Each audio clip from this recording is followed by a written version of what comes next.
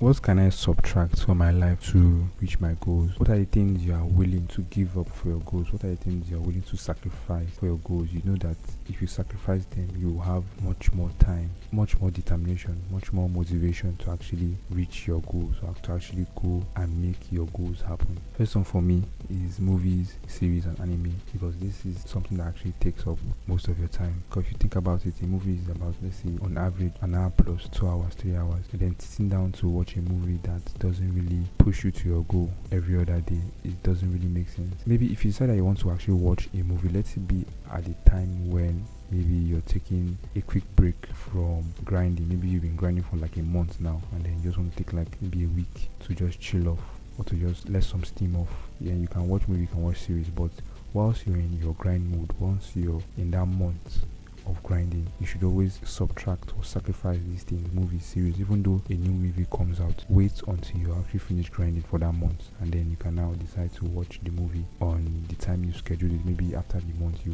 now schedule like 1 week to just watch movies and series and anime, whatever you want to do. That's actually better than just watching a movie every other day. Video games, these are nothing that you need to sacrifice. The more you play video games, the more you don't want to level up in real life. The more you level up in the video game, the more you grind a skill in video games, the more you lose points of that skill in real life. Maybe if you play FIFA, the more you play FIFA, the more you know how to play FIFA, the less you actually know how to play football in real life. So that is something you should take into consideration. Social media is another thing you need to sacrifice in order to reach your goals, because if you're so clenched to social media, if you're always having this FOMO, this fear of missing out, always going to social media to check this, to check that time you're supposed to use to work, you'll be using it to scroll on Twitter, using it to scroll on Instagram, checking what's going on Instagram, checking what's going on TikTok or Twitter. So this is something you need to sacrifice to actually reach your goals. Staying up late. Why are you staying up late? For no good reason. There's no point to staying up late, because I definitely know that you're not doing anything productive staying up late, because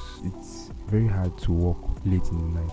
Maybe for some people it's easy, but in general, which person, who are you seeing that is working, actually doing something really productive at night? You tell yourself that, okay, you want to read before an exam, so you stay up late to read, and then because you're sleep deprived, you probably won't be able to remember those things you read. Let's be honest. So staying up late is not really something you should be doing. Instead of staying up late, just wake up early to do whatever you need to do. Swap that time period. Instead of staying up late, wake up super early to do whatever you need to do. Limiting beliefs do not serve you. Your fear, your anxiety, they don't serve you. These are things that will hold you down. These are things that will limit you from actually doing what you're supposed to do. You need to learn how to not let these limiting beliefs trick you into thinking that you are not capable, that you cannot do it, that you are just regular. You need to know how to fight off, discard these limiting beliefs whenever you get them. Something that you can quickly do to actually ward off limiting beliefs. Whenever you get a limiting belief, whenever you get a negative thought, write that negative thought down. Write it down, and then write the opposite of that negative thought. Maybe if it's I'm not good at YouTube, you can just write that I'm not good at YouTube, and then write in the opposite of that, I'm an excellent YouTuber.